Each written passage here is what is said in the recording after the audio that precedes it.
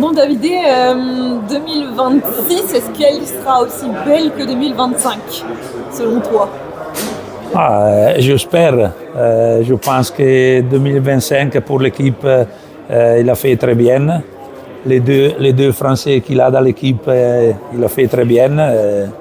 Je pense que tout le monde le sait. Valentin, il a fait une grande victoire à le Tour de France, au Mont Ventoux. Et Paul, il a gagné 19 courses. Je pense que l'équipe, il a donné beaucoup de confiance et il a gagné beaucoup. Et j'espère que cette année, c'est le même au mieux. Deux Français, donc Valentin qui a pris un statut un peu forcément dans l'équipe avec cette victoire au Mont Ventoux.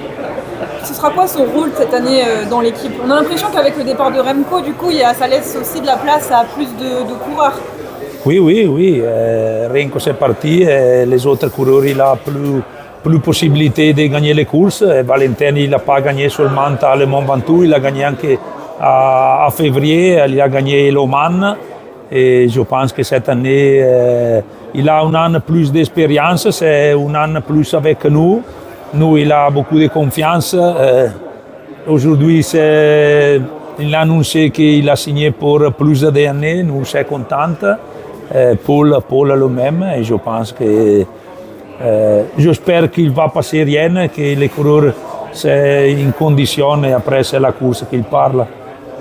Est-ce que vous pensez que sans Remco, qui était le plus grand pourvoyeur de victoires de l'équipe depuis des années, est-ce que ça sera toujours possible d'avoir des aussi belles saisons qu'avec lui? Oui, Remco il a fait beaucoup d'années avec nous, il a gagné beaucoup. Et maintenant, pas avec lui, qu'est-ce qu'il a dit avant? Les autres coureurs, il peut être plus de possibilités de gagner. Et c'est les coureurs maintenant, et nous ensemble, à les coureurs, de faire bien, de prouver à améliorer, de travailler bien. Quand tu vas travailler bien, les résultats ils peuvent venir. Et justement, dans les classiques, ils redeviennent un des objectifs principaux de l'équipe. Ça a été dominé toutes ces dernières années par des Van der Poel, des Pogacar et compagnie. Est-ce que c'est possible d'aller gagner sur des monuments, mais aussi des courses comme Gand-Wevelgem, comme E3? C'est vraiment un objectif pour l'équipe? Oui, je pense que cette année, l'équipe il a pris beaucoup de coureurs pour les classiques. Et nous, il a la confiance, c'est un bon groupe. C'est des coureurs avec expérience, c'est des coureurs qui ont déjà gagné des classiques. Et pour ça, il a beaucoup de confiance que cette année, nous, il peut faire très bien les classiques. Il sait que les noms que tu as dit avant, c'est très fort. Mais c'est la course, il va finir dans la ligne. Et nous, il a des bons coureurs cette année pour faire bien. Vous avez des très grands sprinteurs dans l'équipe, Tim Merlier qui est un des meilleurs sprinteurs du monde, il y a Paul Magnier évidemment qui a gagné pas mal de sprints la saison dernière, mais on a l'impression que les organisateurs de courses font un peu moins de sprint pur. Est-ce que c'est important aujourd'hui pour les jeunes coureurs comme Paul d'avoir plus cette polyvalence, parce que c'est vrai que le sprint pur est un peu voué à disparaître, on a l'impression? Moi je pense que le sprinter c'est part de le cyclisme. Et si tu regardes à le Tour, à le Giro, il a des sprints et je pense que le sprint c'est part de le cyclisme. Pour ça, il doit être des sprints anche dans les grands tours ou anche dans les courses d'une semaine. Et nous sommes contents que les deux des meilleurs sprints du monde c'est avec nous. Et j'espère que nous, cette année, il fait très bien avec les deux.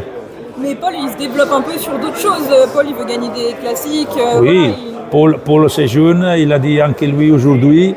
Cette année, c'est un an pour faire encore un step.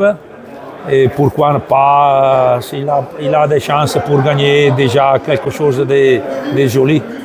J'ai une petite question sur un peu ta vision sur les retraites. On a l'impression que les coureurs prennent leur retraite assez jeunes maintenant. Ça dépend. On a vu Simon Yates hier qui a un peu surpris tout le monde alors qu'il avait fait une bonne saison 2025. C'est lié aussi à la fatigue mentale peut-être. C'est important aujourd'hui d'y penser dans le cyclisme moderne. Je pense que, qu'est-ce que tu as dit, Yates, il a vu tout le monde hier qu'il a pris la décision de terminer le cyclisme. Je pense c'est passé jeune professionnel, il a fait beaucoup, il a gagné le Giro, il a gagné une Vuelta et il va arriver, je pense, à 34 ans. Et je pense qu'il a pris le moment de dire maintenant le cyclisme s'est changé beaucoup, tu dois faire déjà en novembre le coureur, tu dois manger bien, tu dois entraîner bien, c'est pas facile. Et je pense que quand tu as déjà fait beaucoup et tu vas arriver à 34, 35, 36, la tête il peut dire ok, moi il a déjà fait beaucoup, c'est différent pour le jeune. Le jeune il veut arriver à l'âge qu'il a terminé Yates et ça c'est la différence. Mais vous arrivez à garder des coureurs, des gars comme Tim Merlier, il a 33 ans, enfin, il est encore oui, motivé. Oui, c'est motivé, c'est un groupe, c'est différent. Les coureurs de classement, je pense qu'il a plus de stress qu'un sprinter. Le sprinter, pour un coureur de classement, 3 semaines, pour beaucoup d'années, tu dois faire à 100% les professionnels.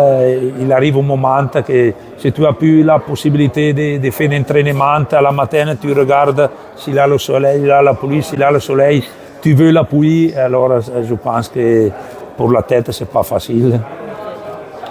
Merci beaucoup. Merci à vous. Merci.